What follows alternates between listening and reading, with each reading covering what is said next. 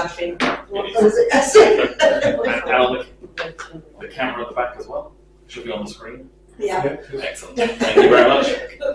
The eyes are starting to go. I can't see that. Okay, thank you all very much. Welcome to our March meeting, which is incredible.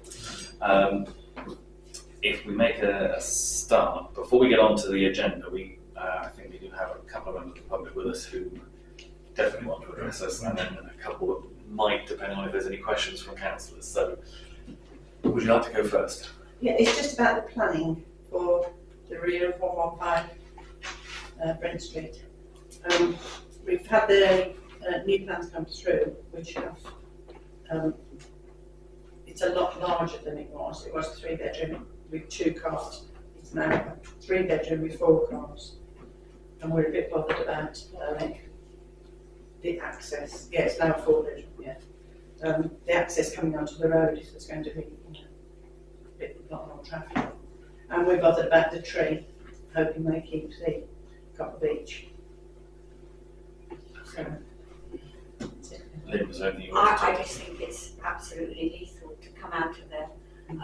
The drive is on a slope. There are 2 high fences either side. In the morning, all the kiddies are going past with their mums, and invariably they run ahead of their mothers. There was a mother yesterday, I saw her come down with a pram. There's no way a car coming out of that drive could see the pram. It's just, the vision isn't there. And I think it's absolutely lethal. And I can see an accident happening. Okay. also, I think there was a fire in the back. He set fire to a tree, I think, which got out of control, and the fire engine couldn't get down there. So they had to hose it from the road. So whether any other service vehicles could get down, ambulances and things, I don't know. Okay. Members, any questions that you've got for either of the speakers on that planning? Can I just say something? Do you know if it's going to impact on the light or the privacy of the houses that? It's going to impact on next door to me, which is the Mannings, I think. Right.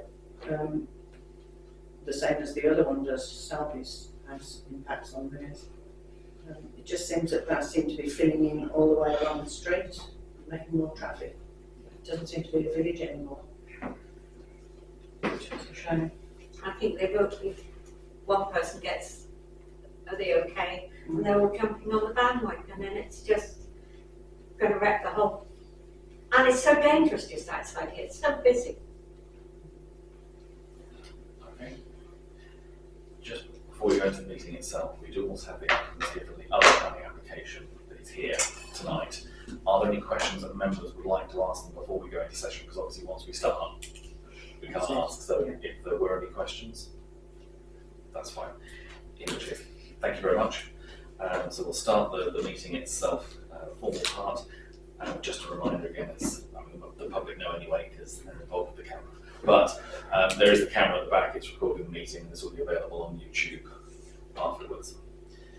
So we can move on to item 1, which is apologies for absence. Do we have any? We've got apologies from Charlie Wood, Andy Holmes, Colin Townsend, Melina Kingscote, of course, is on a long-term sick dispensation, which ends, I think, in April. So another month to go, and that needs to be reviewed again, I guess, by her and us as a council. But do you want to just raise the issue with regard to John Matthews? So, also, just to let you know, I've had an email that's come in this evening from John Matthews, which says, please accept my apologies for this evening's meeting due to ongoing personal issues. I would also ask that due to those personal health reasons, I will be unavailable this or next month, and this be accepted by the rest of the council. I aim to be back for May. Now, obviously, as you know, we did an extended leave for Melina, who had asked before that she could do that. The only slight issue we've got, I think, with the current situation with John is John's been absent now for 6 months, which normally, is, I believe, triggers an automatic. You automatically leave the council. It's not a decision that we make as a council. what I was going to suggest was, if members are willing to accept what John has asked for tonight on the basis of if that is legal, that's fine.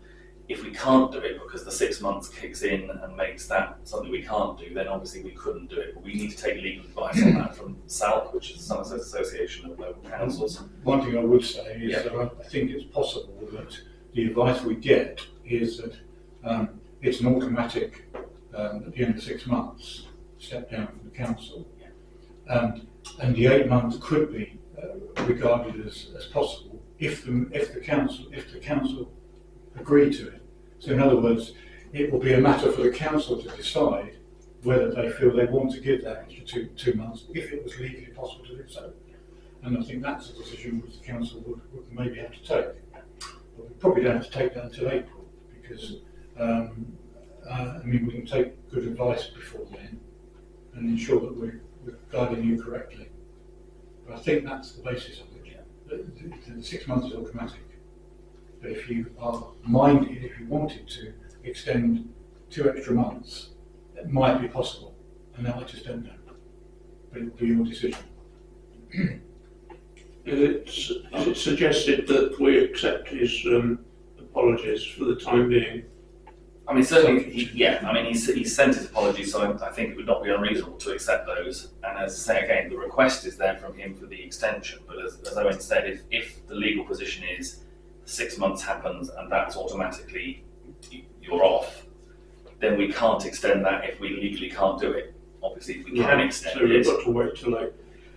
I mean, you could, in principle, as they make decisions tonight, subject to us getting legal advice that it is okay for us to do this, we accept his apologies and extend it until May.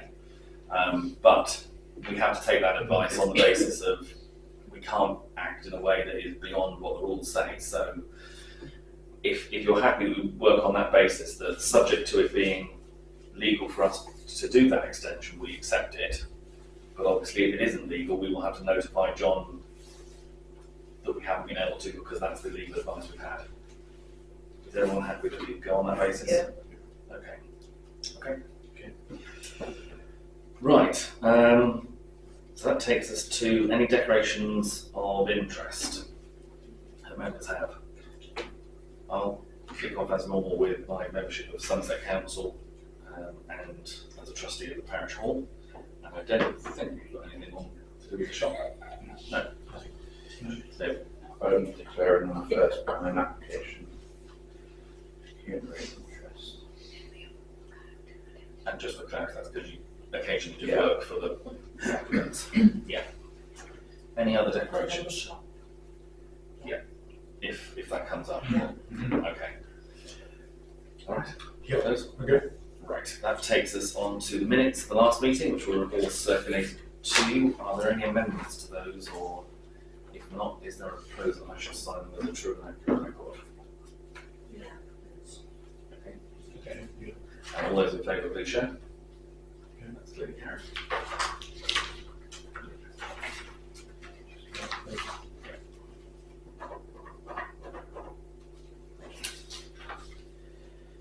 Which brings us back onto the planning issues that we were hearing about earlier. So we'll give you a shout, David, when you're able to come back. So the first application is 725-00004, which is amendments to the condition on a previous planning application. Which basically what happens normally with the planning applications now is they're granted. One of the conditions is subject to all the detailed plans that are shown. As you'll have seen from looking online, the plans have been had a couple of minor alterations in terms of window openings and that nature. Are there any comments that members have on those? I don't think it's going to affect anything whatsoever. The changes are so slight, I think we should just support it. So I propose we support it. Okay. Any other views? Is that seconded then, that the council supports the amendments in the... And I guess the ground would be that it makes no material difference and there's no harm to the surrounding area.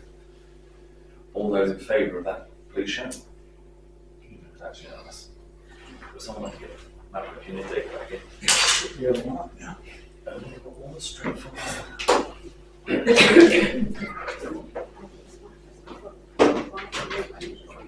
Okay.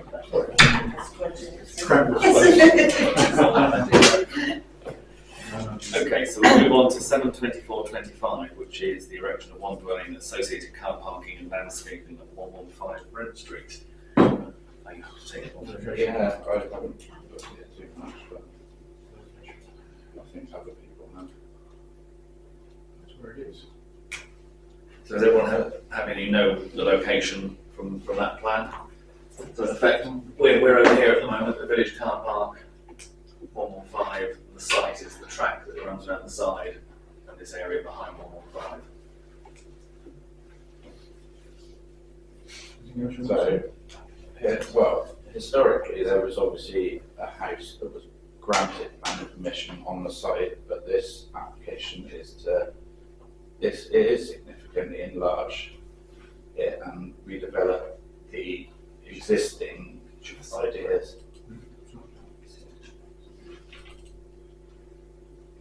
Last time this application came before us with the old design, we objected on overdevelopment, and this is larger than it was before, and we've obviously heard from members of the public as well with concerns.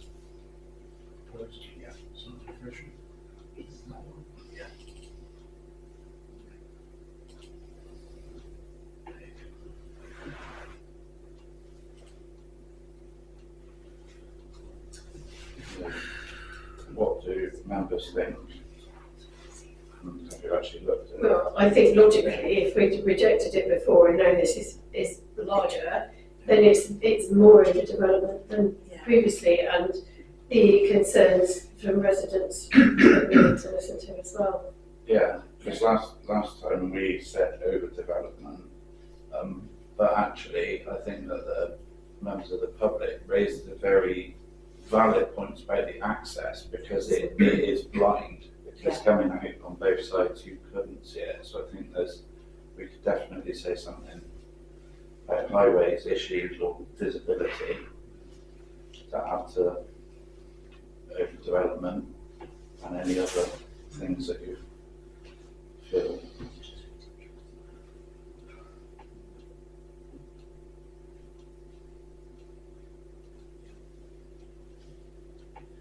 So, members, you had a proposal?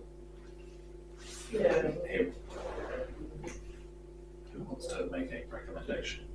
Well, I propose that it's rejected on overdevelopment of the site and highways, what can we actually say, visibility of the access. And is there any other things? Emergency vehicles, wasn't it? Yeah. Access.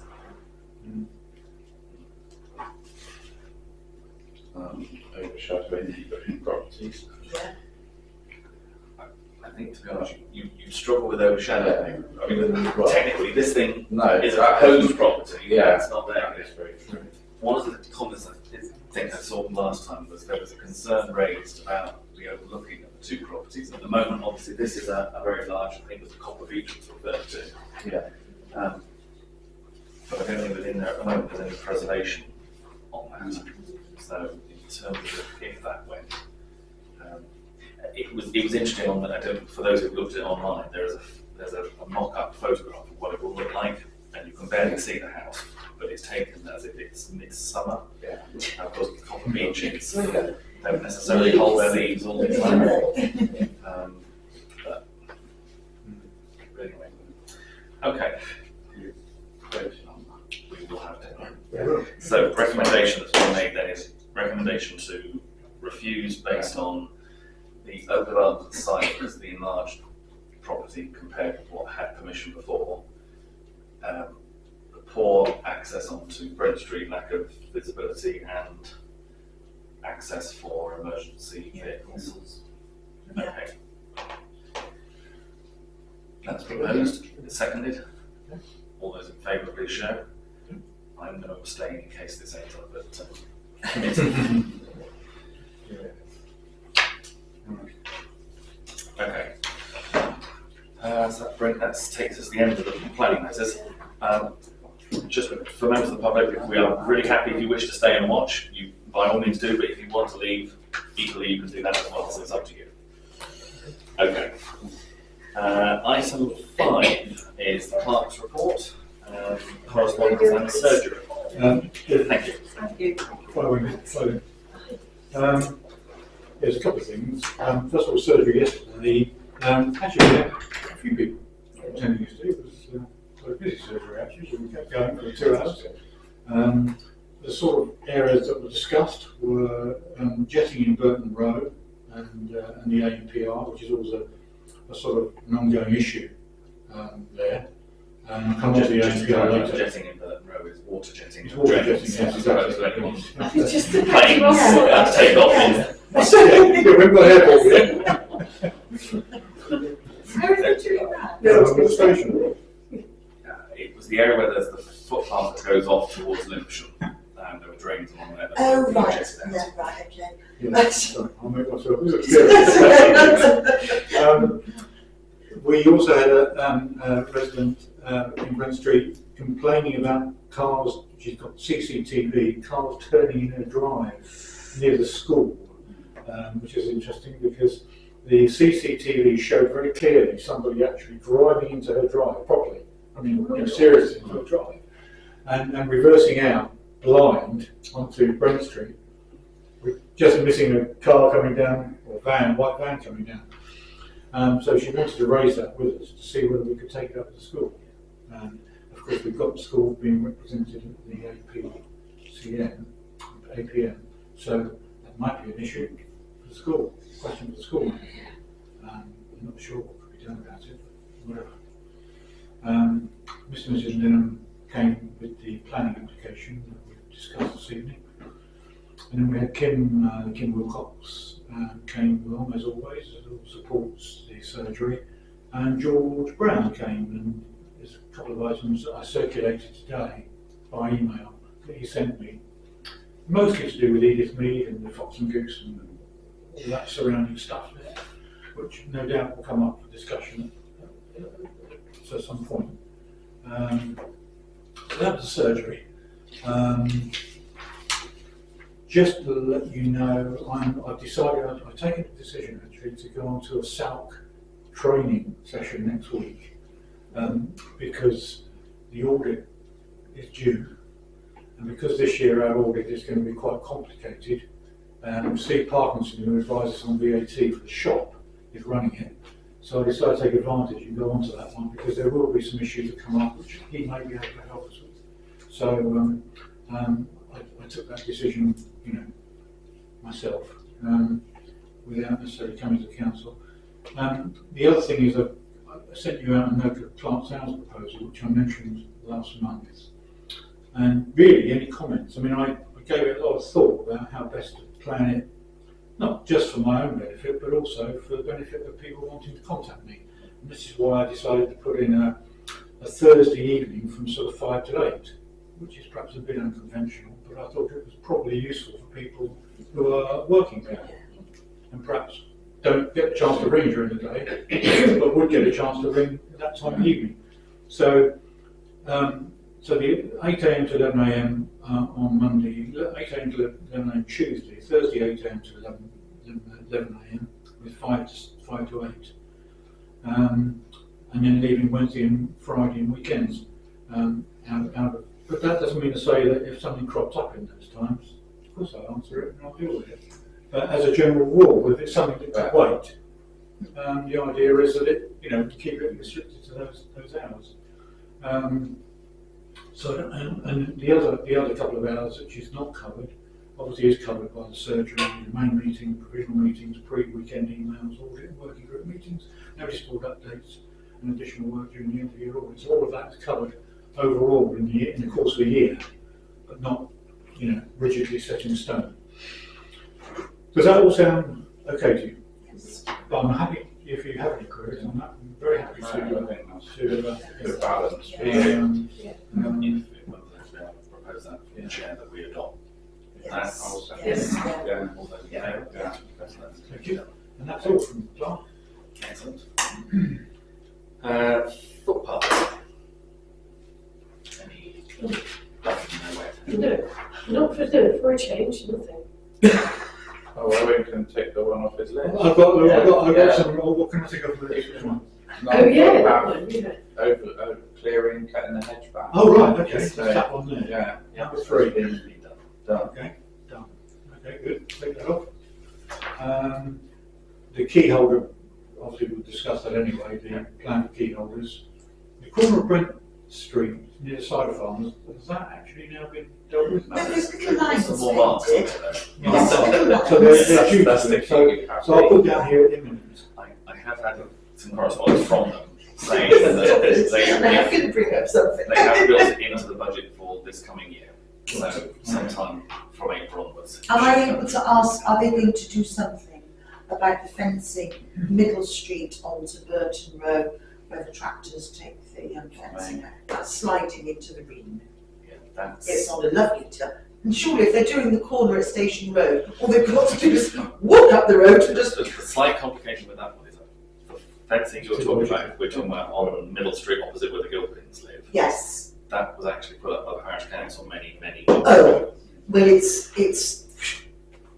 not going to be very much longer as those tractors. Okay, we might need to have a look at that and see whether we think it's either needs replacing or removing. Definitely speeding tractors. Okay, we'll have a look at that, but as I say, the fence, that fencing was Oh, built by right. us. So it's obviously there for a reason, and the sign that says horses, that's definitely on tilt. Yeah, that's highways. That's Haley. And that's another vehicle that does it. Okay, There's a couple of other things here. Knoll footpath handrail, the lower part of the handrail, the lower part of the footpath. We talked about that and whether we should get a quote for doing it. Although when Colin was here a couple of meetings ago, he said it doesn't really need doing. So, Colin, also that might be being reviewed as to. Yeah, part of your, Yeah, part of your that's true, project. actually. Yeah, okay. Kiosk painting, and Andy Selwell's got to be contacted with regard to play equipment painting and telephone kiosk. Apart from that, we seem to be getting a few things. The gates up at the Willie Ridge haven't been installed yet. No. Well, we've written. We have 2 kissing gates in stock as well. I don't know where Okay. they were destined for, but I still have 2 kissing gates. Well, Chris he's obviously delivered. Yeah. Yes, He was asked Yeah. about it. we'll have a look at that. I mean, one of them we talked about putting up just beyond the church kissing gate, the one that goes through the Yeah. Lincoln's land. And the other one we'll need to review where that goes. Okay. If there's nothing else on footpaths, highways. No, nothing on highways. Okay. The temporary horses received anything. The drain outside the grain shops at Ollie's is still full of silt and it's flooded near 38 still. So there's an outside Ollie's Cafe cafe. So it's, opposite Ollie's is obvious. and what is that? Is it? The drain, yeah, the road floods every time we get rain, quite significantly. Yeah, okay. You can see this. So we need to report that to highways, obviously. Yeah. I'm assuming this comes under highways, but there are some issues up around by the church with congestion, with traffic going both ways. I've noticed it more and more lately because the school traffic are using it for a cut through, so they're going both ways. Then you'll get people parking there. Today you couldn't get past because there was a big van parked. And I'm wondering if there's any way we could get it to be one way, because it would just take away a lot of those problems. I was in church one day and a car came past and actually hit another car that was parked there. I just think that it's getting more of a problem with the volume of school traffic is getting more, and people use it for obviously a cut through. But if we were to go up from, like, say, the other side, the Knoll side, if you like, and down the steep bit, just to observation. I think it's one that we would probably need to make contact with the residents on there, only on the basis that the last time we tried to do this, and this was John Harper, who tried to get it sorted, had got highways almost on board until the residents on that section were very unhappy with the prospect of not being able to get to their house in the direction they wanted to go. But it might be worth it if we sound them out first, see if the fact that it's getting worse, they're more amenable to it, and if they are, then I think we would give another go with highways. Because I think what highways will also do is, because they'll say it's not a safety issue for them. If we want to do it, they'll come back to us and ask us to fund it. So again, we just need to make sure that we've got the neighbours on board before we, and including the church, because I understand there was a fairly mixed view amongst DCC members. Well, what you're getting is, no, I'm just going to say, what you're getting is people parking on the wall side of the church, and then people coming from the other way and parking on that side as well, and then nothing can get through. You get a bin lorry or something, and they're trying to reverse all the way back. And there's a turning on the right as you go up Hill Lane. First on the right, you've got a turning there. They would need, or it's logical that they get access from that end. So which end of Church Lane are we coming from, Malcolm? Opposite the school. Oh, see the close. So Yes. see the close. Yeah. I'm sure people wouldn't want to go all the way around the other end of Hill Lane and come right round and then come back down. Okay. So that creates a problem as well. So any consultation, they need to be consulted as well. Because I think last time the proposal was to put the no entry sign in effect the other side of Cedar. Yeah, Triangle. that's what So you get into the Willows and Cedar for either way, basically, but you couldn't go up the hill. Right. So it would go the other side of the St Michael's House driveway, if you Yes. like, so that would be the, That Okay. sounds logical. Just things like funerals and weddings are probably pretty chaotic there, aren't they? Yeah, especially when you get people parked on both sides of the road. And I've seen lorries in that reverse thing, and then of course the people coming up, and it's Okay. If we might make a Do a straw poll, perhaps. consult to make Regarding lorries, I raised the point about going on the verges. Was that pursued? I've heard nothing back as yet. I haven't mentioned it to highways, but I will follow that up. I did it through the. That was Kim Wilcox Yes. that reported that. Yeah. Okay. And on the other highways issue was raised, as Owen said, during the surgery. Are you okay that we drop it out to the school, just again maybe asking the head teacher to just remind parents about being courteous to local residents in parking and Yeah. incidents out here at Lots school of people pickup are time. complaining about the school. It was They're coming to the shop. quite interesting. I bet they do. What you said about that was, sorry, I was going to say what you said about somebody reversing. I saw somebody the other day turn into Church Lane and right opposite school and reverse out onto Brent Street. And I think if they're picking up children, sometimes they don't seem to notice that there are other road users. Yeah. And and the danger is it's their very children are going to be put at risk by The police cars come down very fast. yes. They shoot down. Yeah. And obviously they're going somewhere, but. One other thing, which is going to lunch. Yes. One other thing I've noticed, the 20-mile-an-hour speed signs go on quite a long time before they actually need to be used. So I think a little bit more Okay. Like to check Control on our highways to check the doing settings that. that are on those. Because the other day, I must admit, when I came through, the one that's connected to the power rather than the solar one that's near Elizabeth Matthews' house was flashing at a completely random time during the day. It wasn't during the school times. Yeah, it does do that sometimes. Yeah. Okay, all right. Highway settings, Okay. 20 mile an hour signage. Excellent. Okay. Yeah, there's nothing else on highways. Village Green report. yeah, that's it.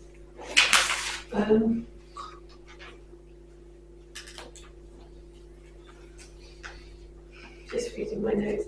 Right, the actual green, yes, it was muddy and wet because it was February. and the grass was quite long because obviously it hadn't started to be cut by then. Perimeters of the green are okay, apart from the actual mugger where there's a bit of a trip hazard going from the grass onto the astro, and obviously the basketball thing plate at the back is very dirty, which it's still very dirty. There is lots of litter all over the place, and interestingly enough, doggy bags. I say not the thing you get when you go to a restaurant, take a bit of steak home, but one with a dog. Yeah. Yeah, there was a lot. Every time I went down there, I did pick up a lot of rubbish, and the bin wasn't overflowing or anything like that. There's a loose bench up at the top, free to do anything. I don't know why Which one? it was free. In the because corner. yes, it was strapped to the fence. Yeah. I'm not saying it's a problem, I'm just reporting it. All the benches and everything look fine. And there's also a sign up the very top saying no one over 12 is allowed on the play equipment. But there are quite a lot of over 12s on there usually. And I can't see that, they're on the swings and stuff. I can't see that you need to be, I get on the swings as well, I can't see that you need to be under 12 to be on there. And it's broken, it looks a bit tatty, so I don't know if we should just do away with it. And the other thing is, paintwork, rough paintwork, graffiti, but we know about all that. And the only other thing was the perimeter of the car park is a bit leafy and messy after the winter, so it just needs something that maybe a working party we can have a bit of a clear up. Other than that, perfect. Has the trench that they dug for the cable been levelled? It's flatter than it was. It's not completely flat. It is going down. We did talk about putting a roller across when it was a bit drier. Yeah, we've got to tie in, do it in front of the market at the same time. Yeah. I mean, in terms of doing it in front of the motor, do we need to be talking to someone like a Hancock to do turfing and levelling up, or is it something that?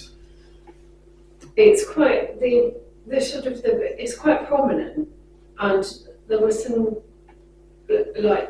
youngsters playing football out there when I was down there one of the times when I was having a look round, and they were actually said to me that they trip over on it because they run to get the ball, and they said that they trip.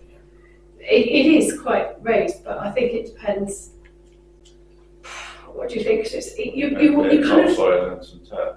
Yeah. Was turf going to stay there with people using the mud? Well, it's going to get muddy, isn't it? And there's going to be and also on the actual, I forgot to say that bit where the goals at the back of there, and there's the cricket, the stumps, mock-up stumps. In front of that, there's quite a depression. It's quite pronounced, which they actually pointed out to me. I hadn't noticed it, but so I'm guessing if we had that turf up, it probably all wants to come up, level it off, and because there's a very prominent depression under, where they stand. So this is What, the asterisk turf? Yes, under the astro turf. I thought the astroturf was on the concrete, isn't it? I can't remember.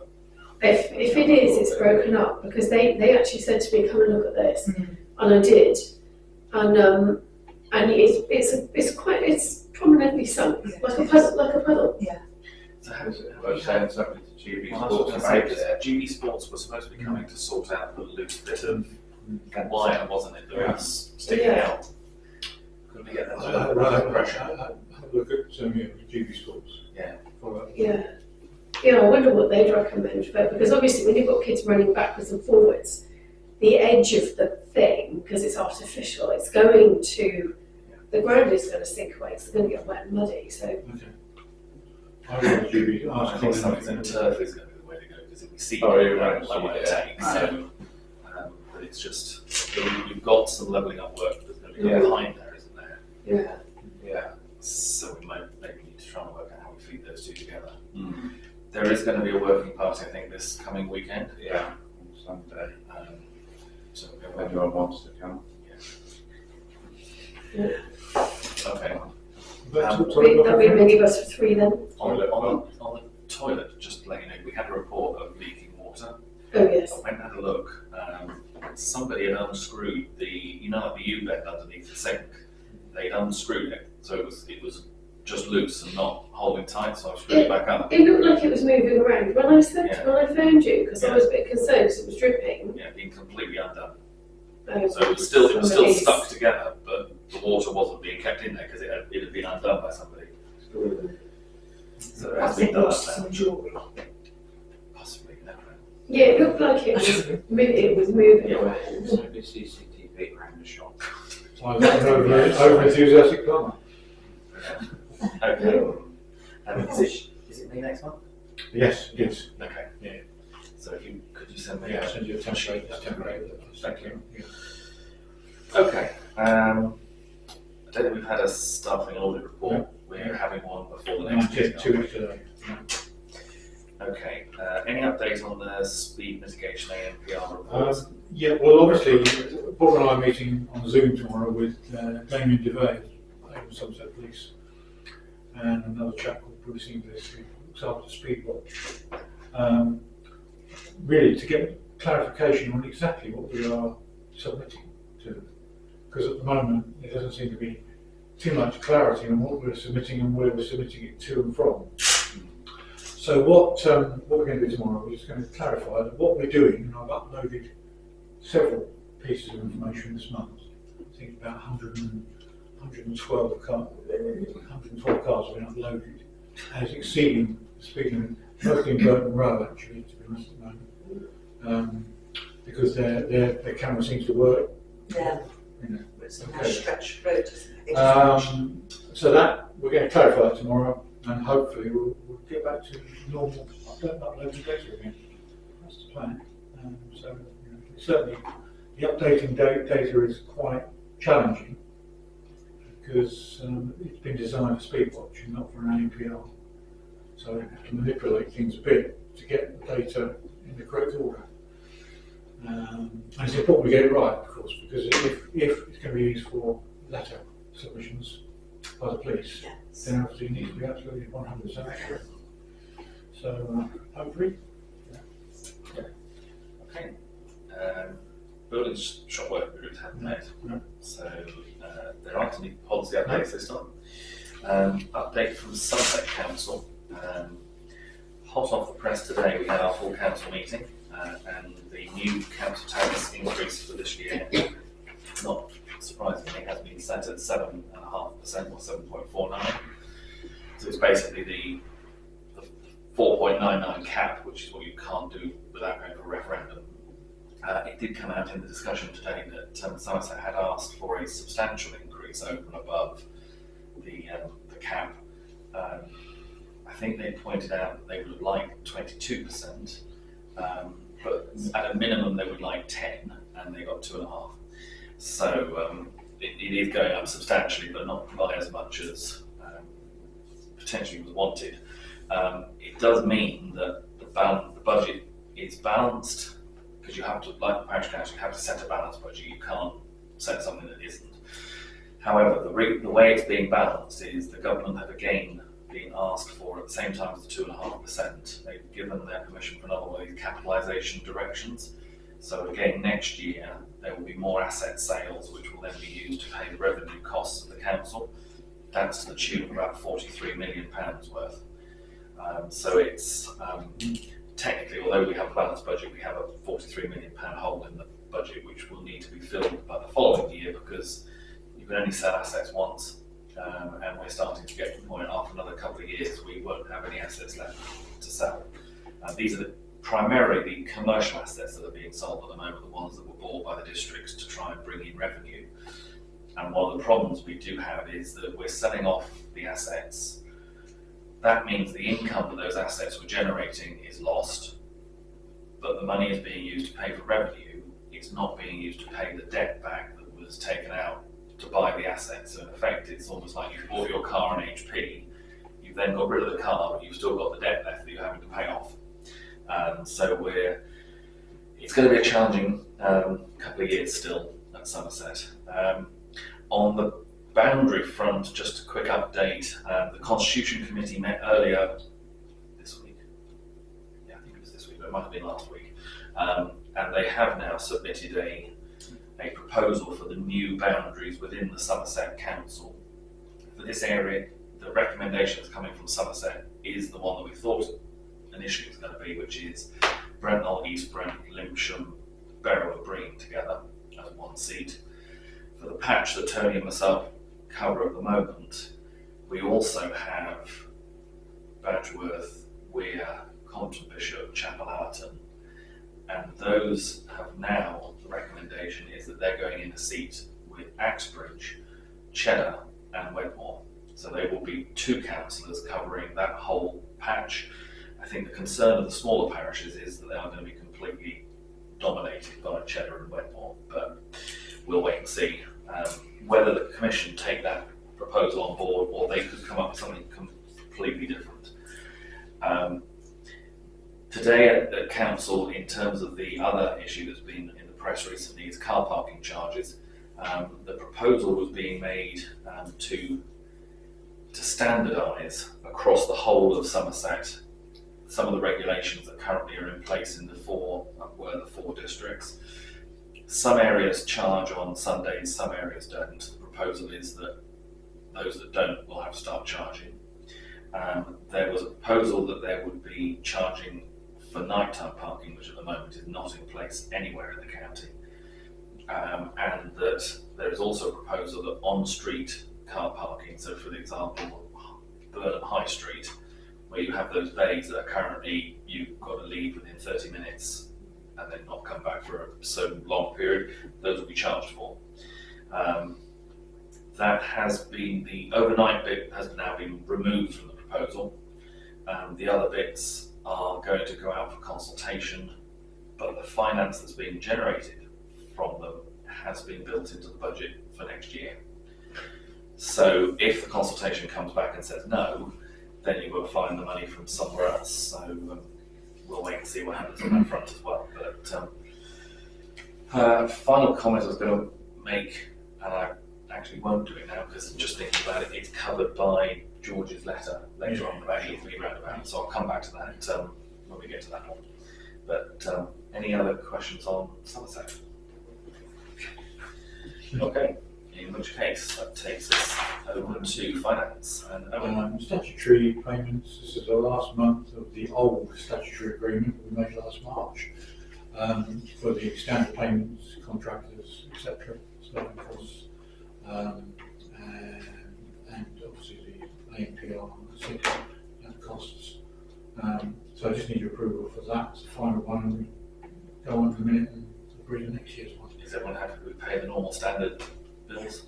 Okay. Yeah. And then there's 2 variable payments, parish room hire invoice 1st to the 10th to the 5th to the 2nd, 2025, that's 24325, brings us right up to date actually until, well, to this meeting really, 24325, and then the CPRE campaign for rural England, it's annual subscription £36, which we are a member of, and we need approval of those. Just one thing to mention with the CPRE, they were quite helpful when we had the whole issue blow up over planning and wind turbines. So it probably might not be a bad idea to continue, because that might be something we might end up revisiting. Yeah, so I just need your Is there a proposal that we pay those? resolution to approve that. That's Okay. Other financial matters, well, the main one is the resolution to approve the statutory payments for 25-26, which I sent out the other day, which outline our proposals on the contractor rates, and interestingly also I've requested and received public liability insurance from the people that we always use for contracting. So Inklings, JP Mayo and Nichols have all provided me with updated public liability certificates, which we are obliged to maintain on our records.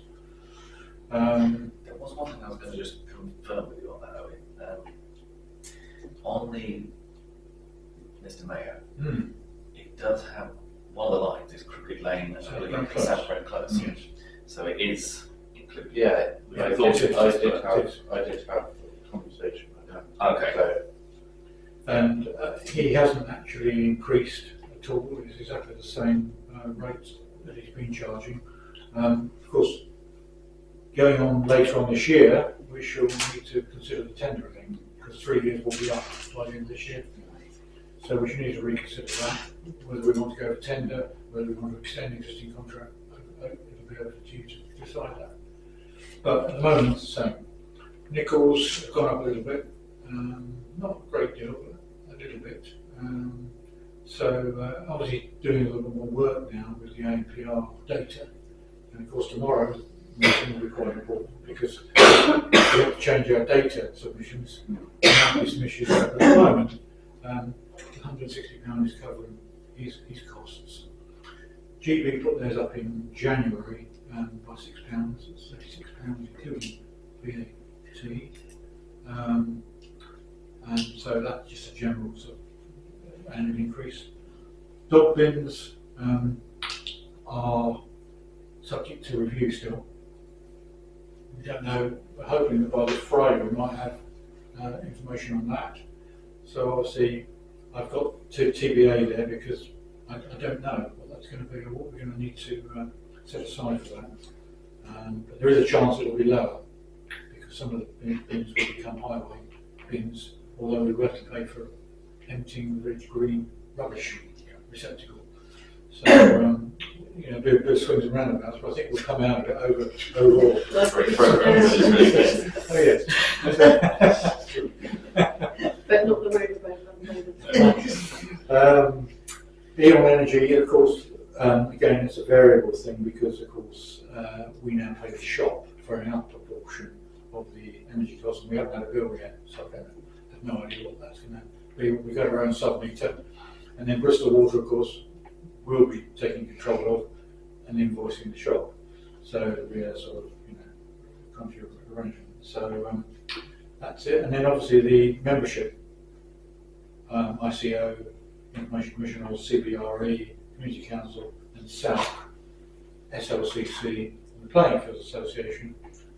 At the moment, they're all the same, but there's a possibility there might be some increase during the year.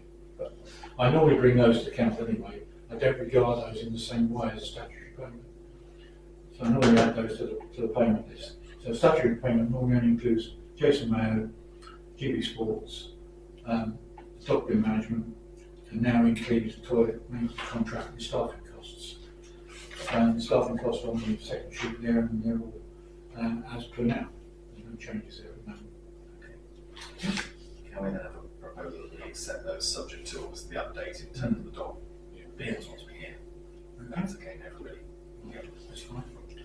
And then I don't think there's financial list. I haven't updated the main budget this month because, in fact, we're so close now to the end of the year. By the time we've made this month's payments in March, we'll have an end of the year figure by the end of next week. So it seems pointless to bring another revised budget for February. So what you will get is an updated figure for the whole year in readiness for the end of the year accounting. So that's where we are. Thanks. Okay. Anybody got any questions on finance? Good.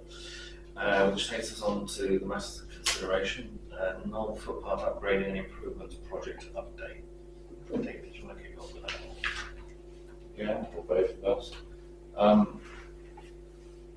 Don't know really. What have we done? Me and Bob have met with Hugo, who is the chap that's hopefully going to unlock some funding from the Somerset Rivers Authority for alleviating the flood problems behind the church. We've met him and we've met on site with a contractor as well.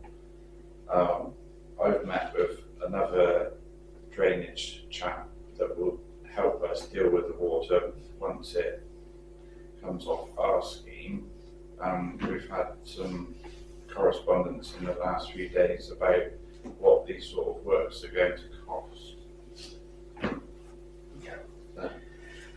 Basically, because the guy from FWAG, this Hugo, Farming and Wildlife Advisory Group. Yeah. Yeah.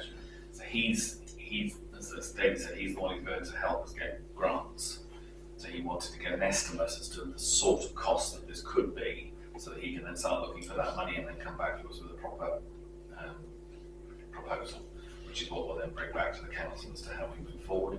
Yeah. But it does feel that we're starting to get to a point where it looks like there are some actual possible ways of addressing things this. are coming into place. And this does involve, it's not just dealing with the flood water, it does involve, as you remember, when we first started talking about this, it was because our path got completely ripped to shreds. It involves reinstating that, and it involves sorting out the path potentially heading up on the edge of the Linham's field. And hopefully doing it in such a way that it doesn't get undermined again in the future. So it feels like we're getting somewhere, I think. So we'll, as soon as we've got something concrete, report back. thank you. Okay, play area upgrades and quotes grants to consider safety matters. So in terms of the play area equipment, we've got working parties this weekend, which will involve clearing the rubber matting away from the old roundabout, as well as doing some other works around the green. Owen is currently in pursuit of GB Sports, who if you remember, we agreed their quote for installation of the zip wire, so we just need to chase them to get the dates done. We are currently ourselves being chased to some degree by Paul Dixon, who was, as you remember, he took the roundabout away for us, and it's reconditioned. That's the word, thank you. So that's been done, but currently it's sort of sat at his, and he's quite keen for it to move. So he wants us to get on with it as well. So at that point, we should be in quite a good position with the play equipment. As Owen mentioned earlier, we're also getting hold of Andy Selway to come back and give us a detailed quotation for the repainting of the equipment. Because remember, we did have a quote previously, but it was felt that there was more detail required as to what the quote involved. So we're going to try and get that information from him so that we can then get everything pretty much up and running by the summer. We should be in a fairly good position by then, fingers crossed. Safety matters, as Owen said, we're chasing GB on that bit to do with the mugger and the loose bit of wires. So hopefully that could then be dealt with too. I think that's it on the play equipment. Yeah. Cycle racks adjacent to community shop. This came up on Matters report last time, I think. There was some cycle racks, wasn't there? Because in fact, when Ashley came back to us, didn't he? Yeah, there's two options to some degree. We've got the ones that used to be attached to the building, which I don't think you'd necessarily, I think we were advised it would not be good to attach them to the new building because it would completely mess up the bricks that are there, they're not at the right time. But we were told they could potentially be secured to the ground. The alternative is, I know that the parish hall had given to it a number of years ago some of these big metal tubes that you dig into the ground and then you can attach those, and I think they would be willing to make those available were there a location to put them in. That's what I was just thinking. Well, couldn't they, Village Hall main entrance, to the, if you're standing within that entrance, to the left there's that wall. Yeah. That seems a logical place.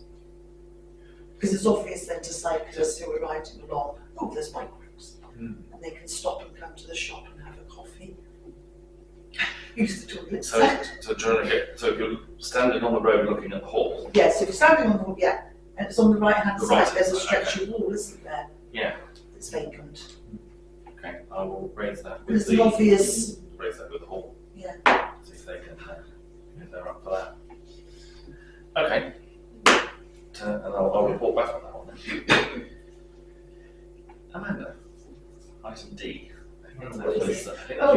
Yes, no, I've had several conversations and I'm waiting to get something back from somebody else who, because I was coming up against brick walls everywhere, and somebody else I'm just waiting for a call back, which I should have got this afternoon, but I didn't because they couldn't get back to me today. What's this about? The railway station. Oh, good. Sorry. Right, okay. So not buying our tickets yet, then, really. Not yet, but it's looking more promising than it was. The next time. Yes, because I was coming up against blank after blank after blank after blank. And it was because I didn't know the right Something in the Brent Knoll news. presentation. Yeah, because there's all sorts of things, or you've got to get funding, and you've got to do this, and you've got to do that, and then I find out now if you can speak to the right person, because what I was also told this morning is that Network Rail actually own large tracts of countryside that abut the railway line in different places, and that if they're approached, they would be quite happy to utilise it, even if we were at some point having to go out into the community and said, right, we need to fundraise for this. If you're interested in having a station, let's get together on this. So it would require some level of funding somewhere down the line. Yeah, on the pun again. So we're on the right track, are we? Yeah, yes. Off the rails. Yeah, they go off the rails. Okay, so we'll put that on for the next time. Good, yeah. Will you? I mean, I know that was. Will you put No, something? David was making silly jokes. Yeah. All right. He said go off the rails. That's No, I don't know. They Maybe were off the I rails. meant the suggestion about putting something in the village Oh, magazine right, asking just for for- information. That's a Oh, good idea, actually, that's yeah. quite a good idea, yes. Okay, yeah. When's the deadline? 15th, okay. I'll try and put something Okay. together. Yeah, and then the next meeting I will have some. I will have another. Yeah. The next one was written in And blue. possible entry. Well, I think Jonathan raised this at the last meeting, and Debbie Rees has actually questioned whether we could enter as a village into Brittany Bloom, but unfortunately we're too late this year anyway. Debbie sent me a note saying that we would be too late for 2025, but we could consider it later in the year if we want to do for 2026. So if we felt it was something the village wanted to do. I would suggest if we're thinking about doing it, it would be worth talking to Richard Young, because he is involved with Brittany Bloom in Burnham, and also Robin Leverage, because he was involved when they used to do it at Limpsham. Okay. They could probably give you a better idea as to what it entails. I don't know, possibly give us any information. Okay. Locking and unlocking of Hill Lane car park. We've now exchanged correspondence with the landowners in the area. They are willing to help with the locking and unlocking. We haven't managed to ascertain between us as to exactly the level of involvement that they would want to have. So what the last exchange I had with them was, once we got to that stage, we would then go out for volunteers to fill the gaps that they couldn't help with. But I've got a bit more time now, so I will actually go up and see them rather than just keep exchanging correspondence, and then hopefully we can get a definite way forward on that one. Okay. Annual parish meeting. Well, that's all in hand really. We've got, the plan for a questions and answers session. At the moment we've got some obviously some of the council tests a month, and we've got school prepared to send somebody from the school governors or whatever, and the church I'm still waiting to hear from Mike. He thinks there'll be somebody from there, because there's no figure at the moment, so unfortunately we won't have him. And the community shop are very happy to support. So we probably will have 4 or 5, 6-ish people. Parish hall, suggested. And parish hall, yeah. So therefore it should be good. I mean, it's good 2 years ago. I don't see a reason why it shouldn't be this time. And hopefully it'll be a good. I put it. I don't know if you noticed on the website. I put it on the homepage. Yes. So it hits you right as you look at it. Just so to publicise it really. So yeah. The other thing just to mention is that the hall now have got a projector and screen permanently in that room, so for the presentation of the accounts and the annual report, Yes. we can use that for the next time we don't have to get someone else's. 16th. Yes, I know, that's right. Yeah. Oh, yes. And I think, did Colin volunteer with the biscuits? Yeah. Yes, he He did. did. He did. Yeah, can we make sure that's noted? Okay. Anything else on that one? And that takes us on to the correspondence from resident 3 Edith Mead and the exit from Brent Street. So just to give you the update, so we had a presentation on this major route network project the other day, which is where Somerset are, as I've mentioned before, bidding for finance from government to do works basically from the Edith Mead right the way through and beyond Bristol Airport. It's about 30 million, I think, is being bid for, of which about 10 million is coming into Somerset and about 20, I think, is going to North Somerset because they've got more junctions and bigger works. The biggest bit of what they're doing in our neck of the woods is the Edith Mead junction, and it's basically because it's falling over at the moment. It is over capacity. It's the only one of the junctions on the M5 now that has not been upgraded since it was put in. So the proposal that they put on the table, they've said they haven't got enough funding to get extra land, so everything has to go within the existing envelope of the highway that they've got. But the proposal is basically to add back the lanes that were taken away a few years ago. As you're going from Brent Knoll towards Highbridge, there was an extra lane on your left-hand side which was closed in because there were accidents. That will go back up. The whole roundabout will be under light control, and what they were explaining to us is it will not be a timed light control, it will be sensors on all the roads approaching it and leaving it, so it can monitor where the traffic is and then change the flow of traffic to make it work as best as possible. It will also involve putting a road through the middle of the roundabout for those of us coming off the motorway and coming to us in the north. We'll go through the roundabout rather than around it, which again apparently is better for the flow of traffic. For us in the Fox and Goose junction, I raised at the briefing we had and said, okay, so how does that affect us? The computer models are telling them that it will make it easier to come out of Brent Knoll, because as the lights change, there will be a few seconds worth of time when all the traffic on the roundabout is stopped, and at that point it creates a gap in the traffic, and because we are close to the roundabout, that gap will not close up by people putting their foot down and closing the gap up. By the time you get down to Brent House, they say that gap closes, so it has to be close, and that's why they think it works for us. We have raised some scepticism, but that's what they're telling us is there at the moment. So in terms of the letter we had from the resident about whether the county will do anything at the Fox and Goose at the moment because of it, the answer is going to be no, because what they're being told is our situation is getting better because of it, not worse. The other bits that they're going to do work at is it's paint on the road, signs and lines at Rooksbridge. It's a bit of a rejig of the cross junction. So instead of it being a crossroads, it will become a staggered junction. And they're talking about putting a toucan crossing halfway up Shoe Shelf, which the lorries going up Shoe Shelf might cause some interest. But that's the sort of proposals at the moment.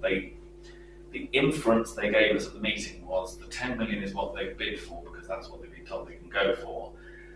It might not do all the works, but if it can't do all the works, priority number one is Edith Mead roundabout. That will take the bulk of whatever the money is anyway. But happy to take any questions. Malcolm, did you? Yes. You said there'd be traffic lights on each junction. Yeah. Will that be also for the traffic off the motorway? Yes. So the whole roundabout will be controlled, rather like the junctions further down, like junction 25, where you've got all the roads are controlled under lights, both coming into the roundabout and heading off it. That sounds strange to me, because of hold-ups on the motorway.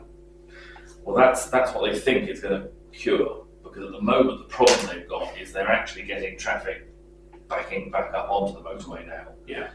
We have also flagged up to them that part of the problem there is that where the two roads come towards the roundabout, and you've got that big hatched area which everyone crosses over, which they shouldn't do. But they think this will address it. None of this is guaranteed because it's all part of a bidding process, and if we don't get the money, it won't happen. Sedgemoor and Somerset, when they were still both in existence, agreed that if this project didn't come off, they would put money in themselves to do a smaller version, basically to cope with the development that's currently going to be hitting our port, because there's a number of businesses obviously opening up there, and they all had to put money into a pot to help pay for potential roundabout works. If we don't get the money from government, they'll try and do something, but it will be much less of a solution. The other thing they did say to us is if it happens, you're looking late 26, early 27 possibly, and if they are doing it, it will be a 6-month job. They will try not to close the junction at any time, but there might be some nighttime closures, and they'll try and do as much work at night time as they can to try and keep the thing flowing as well. But anyone who's currently been through Dunmore roundabout will know it's going to be a challenge when it comes in for the period that's being done, and they reckon that's going to be 6 months. Any other questions on that? Okay. Right. Jane, anything about the report? No, only that I reported about Middle Street and Brent Street, that's No, not we'll try and have a Yeah. look at what's there. Amanda? No. Malcolm? No.